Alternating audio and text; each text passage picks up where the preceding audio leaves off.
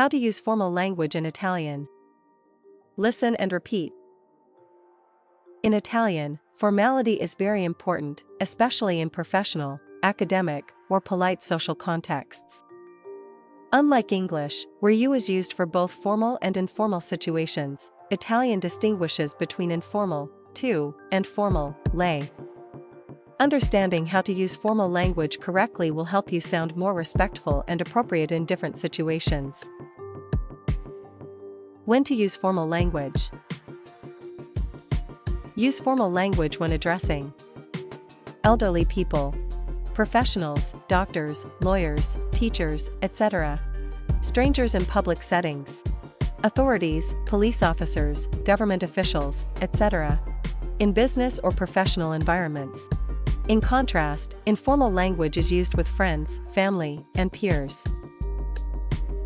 Pronouns and verb conjugation.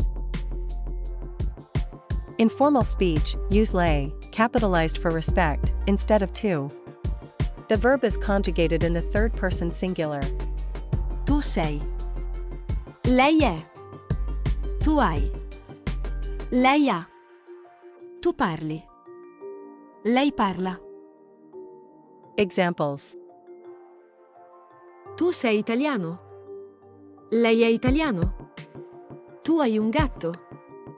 Lei ha un cane. Tu parli spagnolo.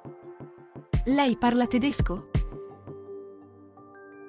Formal greetings and expressions. Greetings. Buongiorno. Buonasera. Arrivederla. Arrivederci. Polite expressions. Per favore. Per cortesia. Grazie. La ringrazio.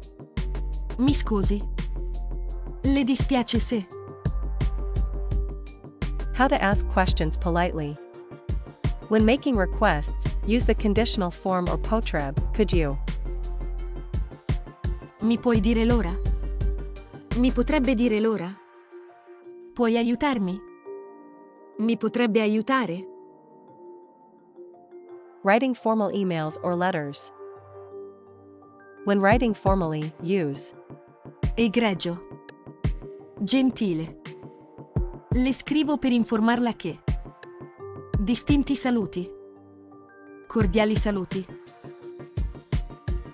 Like and subscribe. Link in description for exercises.